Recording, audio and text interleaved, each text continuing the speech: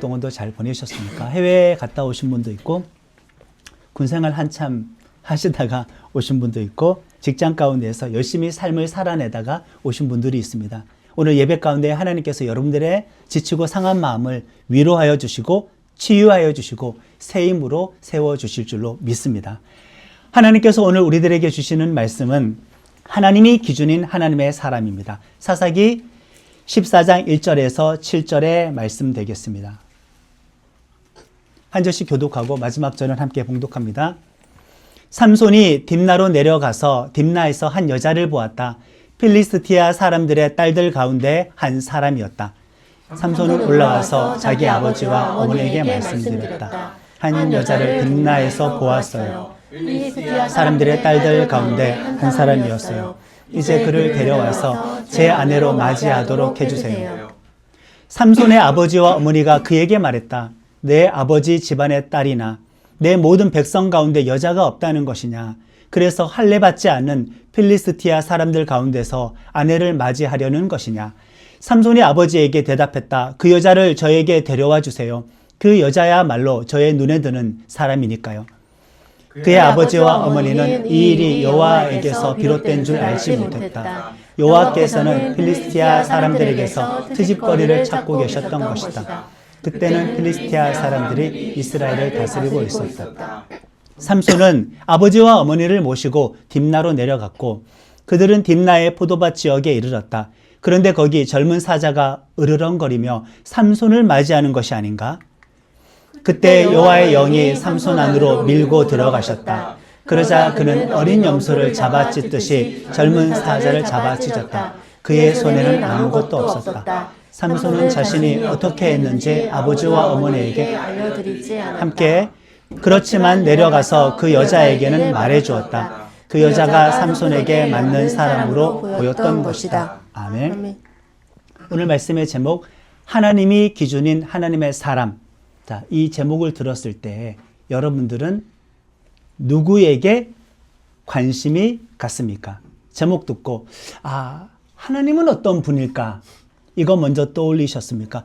그 사람은 어떤 사람일까? 사람을 먼저 떠올리셨습니까?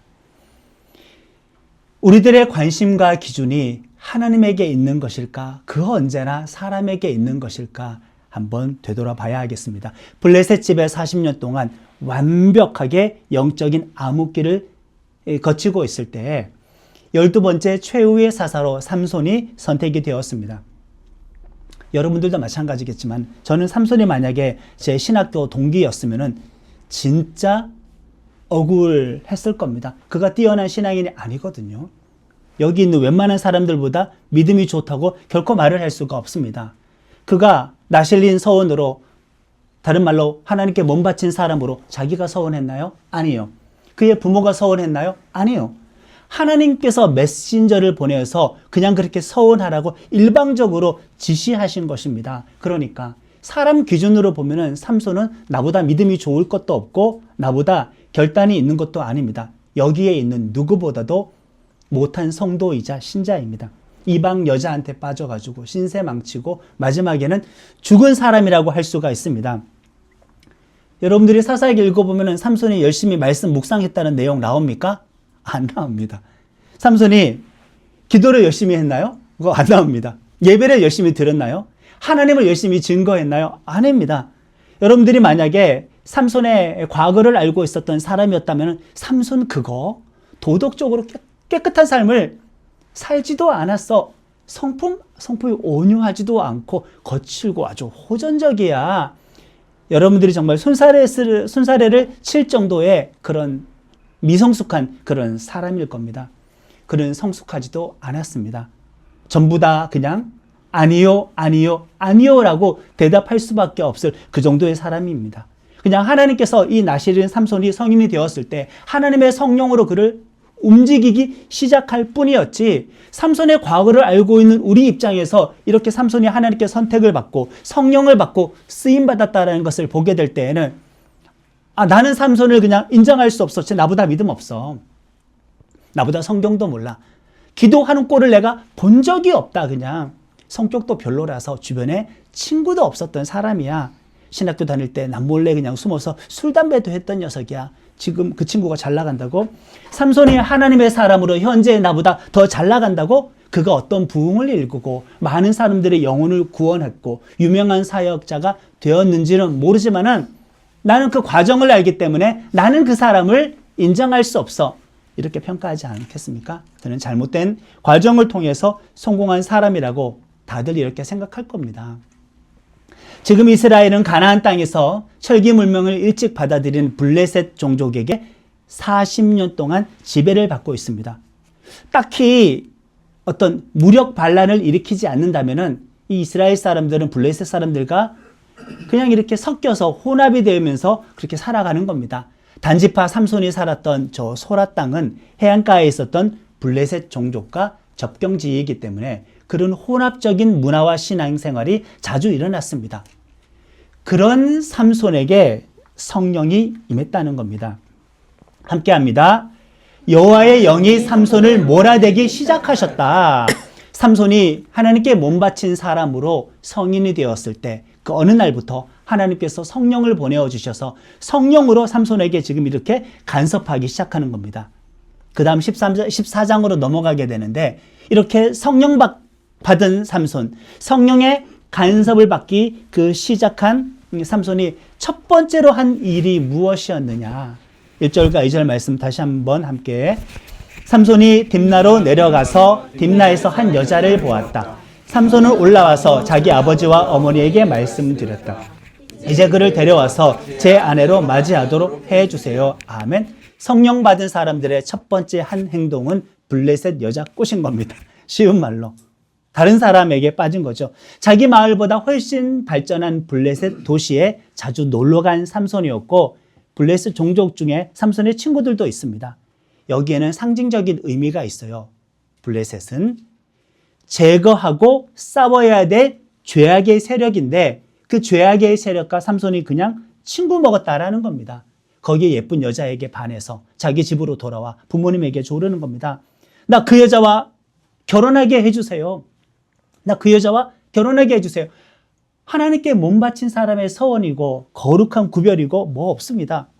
처음부터 삼손이 하나님의 백성을 저 블레셋 사람으로부터 구원해내야지 계획도 없었고 관심도 없었고 그런 생각조차도 없었습니다. 그냥 여자에 빠진 겁니다.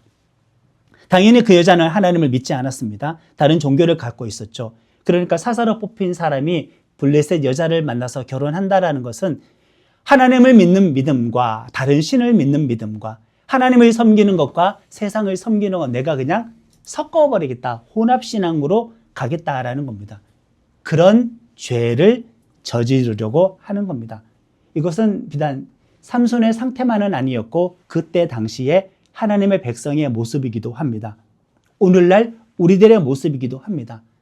이때 이스라엘은 하나님과의 관계가 거의 그냥 전적으로 붕괴된 시기인데 그나마 삼손의 부모님은 어느 정도는 하나님에 대한 믿음이 있었습니다.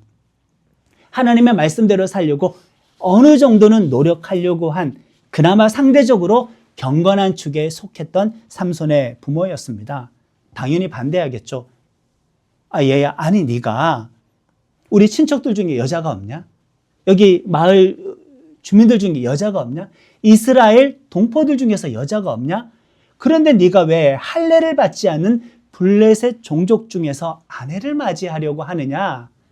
삼손의 그 요청에 분명한 반대 의사를 표시했고 정확히 무엇이 잘못되었는지 지적을 해 주었습니다.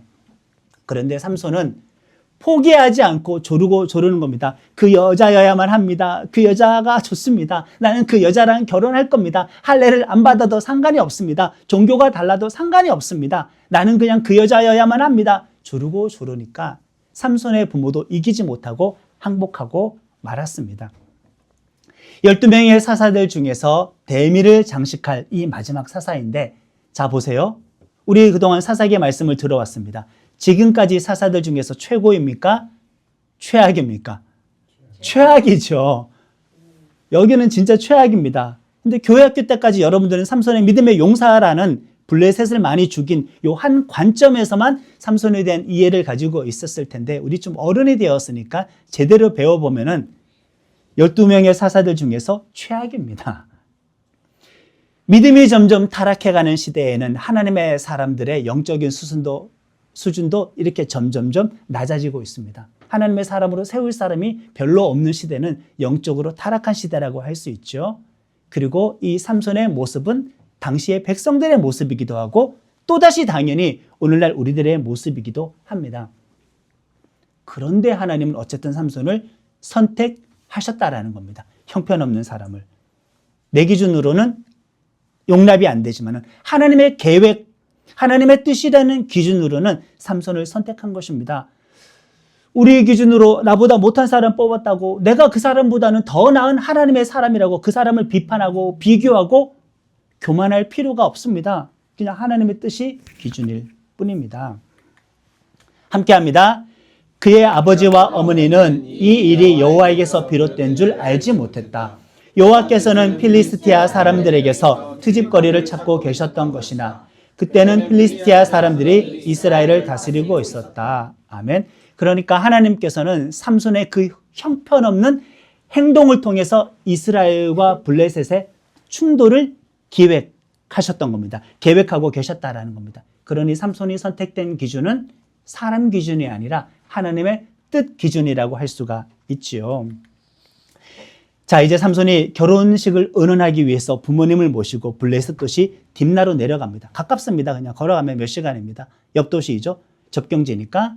여자친구가 있는 딥나로 내려가는데 거의 도착했을 때 그 딥나에 있는 포도밭에 이르게 되었습니다. 삼손은 잠깐 부모님과 떨어져서 외딴 지역의 포도밭에 머물게 되었는데 때마침 그곳에서 큰 위기를 맞이하게 됩니다. 노쇠한 사자도 아니고 어린 사자도 아니고 완전하게 성체가 되어서 힘으로는 전성기를 달리고 있는 으르렁거리고 있는 젊은 사자와 마주치게 됩니다. 삼손은 몸바친 사람이잖아요. 구약 성경의 언어로 나실인입니다.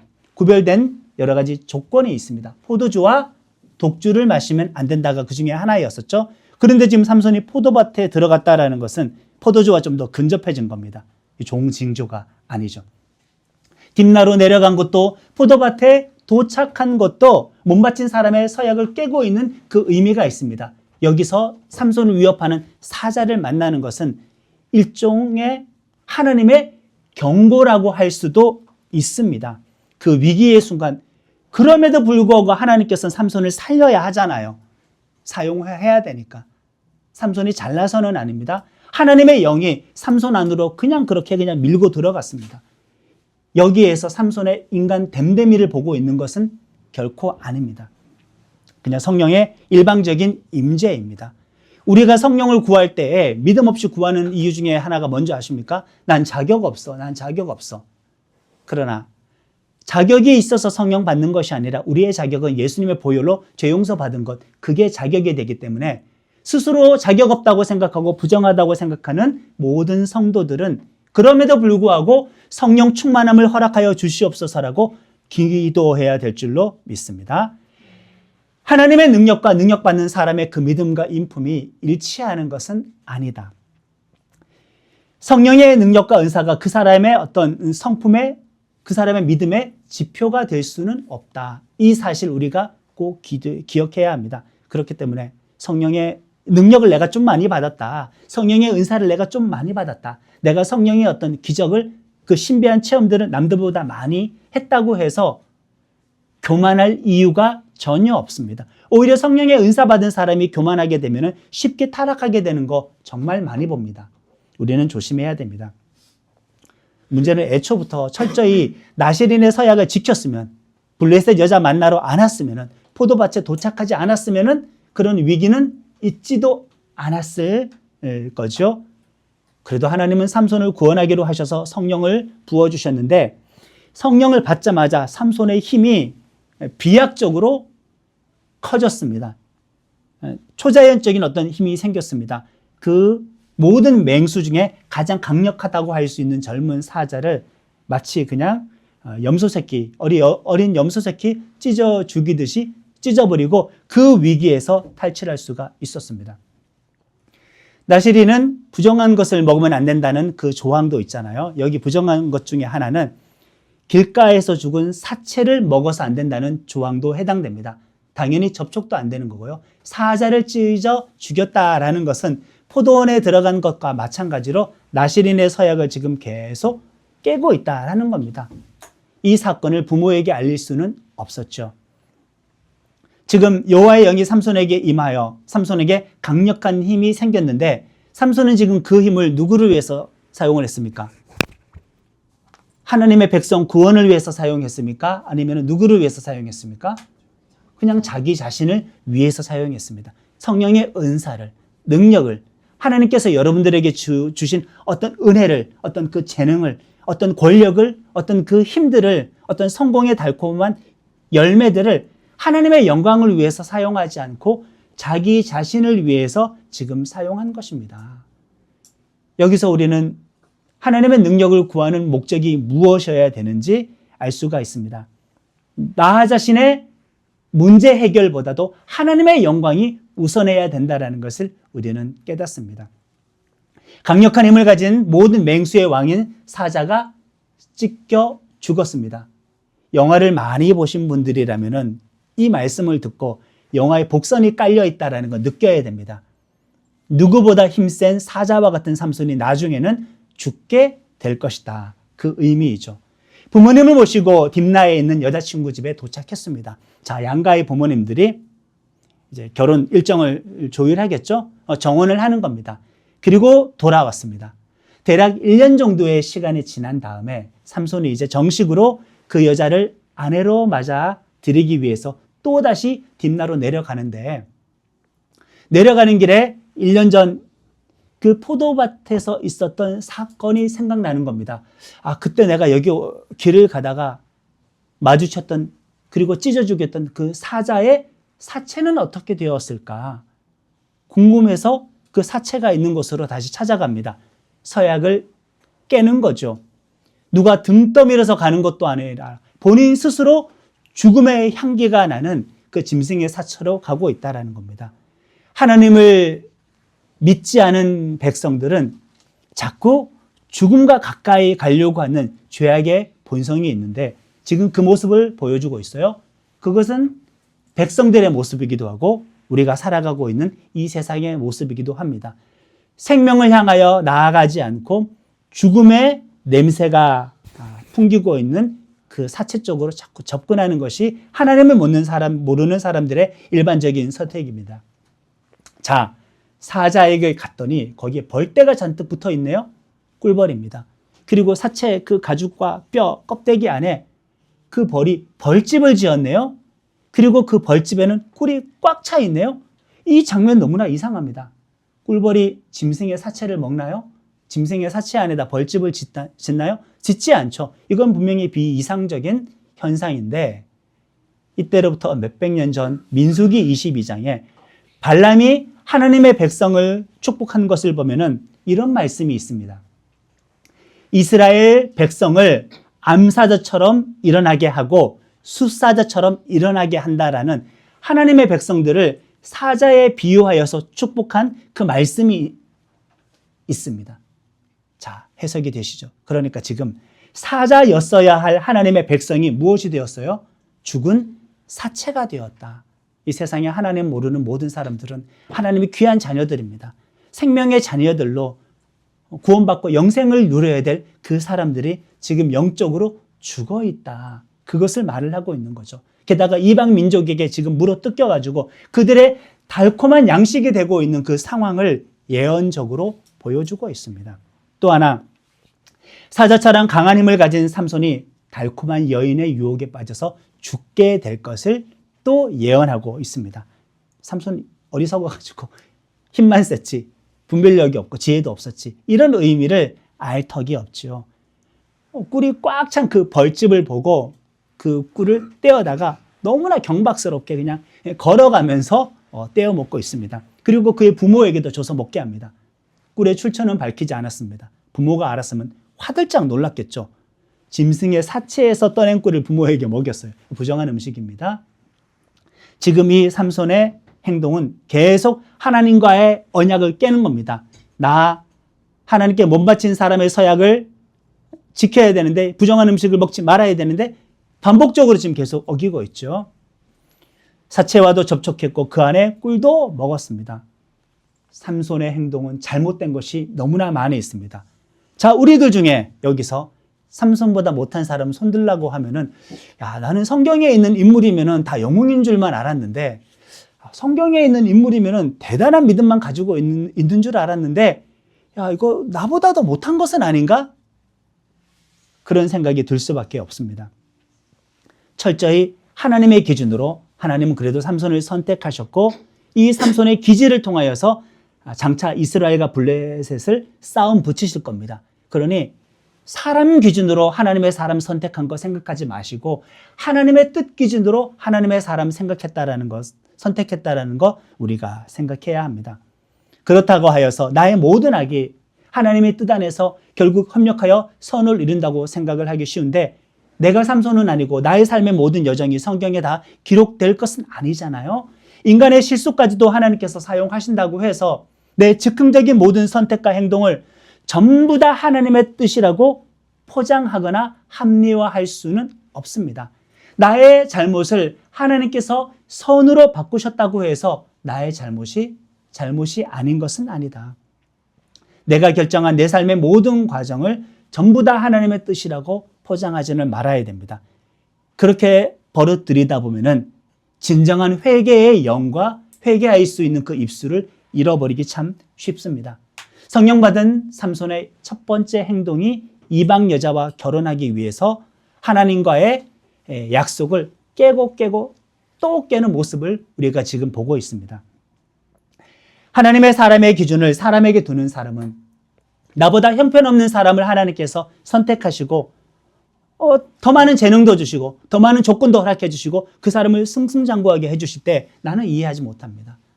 나보다 형편없는 사람을 하나님께서 선택하실 때, 교회 공동체가 그 사람을 선택할 때 우리는 동의하지 않습니다.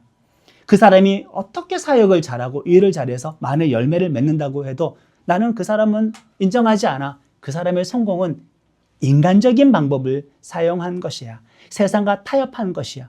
자꾸 내 기준으로 누군가를 판단하려고 하는데 우리가 하나님의 뜻을 어떻게 다 알 수가 있겠습니까? 그 사람보다 나의 위치가 낮고 나의 상황이 못하다고 해서 그 사람을 비판하고 깎아내리면은 내가 좀 괜찮은 사람인 것 같죠? 우리는 비교할 필요는 없습니다. 자신이 남들과 다르게 하나님 앞에서 어떤 소신을 지키며 살아왔다고 해서 그것 가지고 내가 하나님의 사람이 될 수가 있을까요?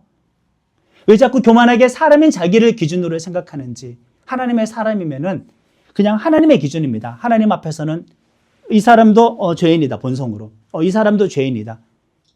자기들끼리는 어떨지 모르지만 하나님 앞에서는 이 죄인이나 저 죄인이나 어차피 내 능력으로 그냥 그 사람을 나의 일에 사용할 텐데, 내 능력으로 그 사람을 그냥 붙잡아서 쓸 텐데 하나님 기준이지 왜 우리는 내 기준으로 자꾸 비교하고 정죄하고 판단하는지 모릅니다. 날 위해 고난당하신 그 예수님의 전적인 희생과 사랑입니다. 독생자를 죽이면서까지 우리를 구원하신 하나님 아버지의 일방적인 은혜입니다. 그렇기 때문에 나를 기준으로 삼을 수가 없죠.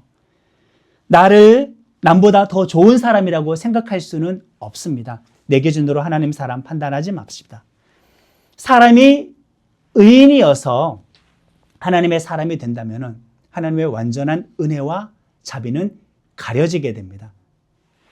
그 사람을 통해서 하나님의 영광이 온전히 드러나지 않고 그 잘난 사람의 영광만 드러내게 될 뿐입니다. 여러분들이 현실과 타협하지 않고 신앙의 소신을 지키면서 살아오셨습니까? 그러면서 남들이 다 가는 길을 걷지 않고 내가 반드시 성공해서 내가 그들보다 잘났다라는 것을 증명하고 싶은 마음은, 그런 속마음은 혹시 없으십니까? 전 그렇게 살고 싶었고 나름 그렇게 살아왔습니다. 오늘 본문 말씀을 몇 날 며칠 동안 묵상하다가 삼손같이 말도 안 되는 사람이 하나님의 사사가 되고 성령 받는 것을 보게 될 때, 만약에 내 신학교 동기였으면은 저는 그 차별에 마음이 많이 힘들었을 것 같습니다. 하나님에게 주목하면 되는 것을 사람에게 자꾸 주목하는 제 모습을 말씀을 묵상하면서 발견하게 됩니다. 내가 내 기준으로 더 좋은 사람이 되면은 나는 하나님의 사람이 될 수 있지 않을까? 이것도 다 내 기준이죠. 우리가 누구보다 비교 우위에 있어야 의인이 되지 않습니다. 예수의 피밖에, 나를 위해 죽으신 예수님의 피밖에 나를 살리는 것 없습니다. 나를 의인되게 하는 것도 누구보다 잘난 내 모습이 아니라 나의 죄를 씻으신 예수님의 피밖에 없습니다. 그냥 하나님의 기준이니까 내 생각이 틀렸다고 생각하는 사람 하나님이 사용하시는 겁니다. 나의 기준에서 내려옵시다. 나의 소신이 옳은 것이 아니라 하나님만 옳습니다. 그분의 뜻과 계획대로 부족한 사람을 사용하실 분입니다. 찬양하겠습니다. 세상의 모든 헛된 외침보다 능력 있는 말씀 날 의롭다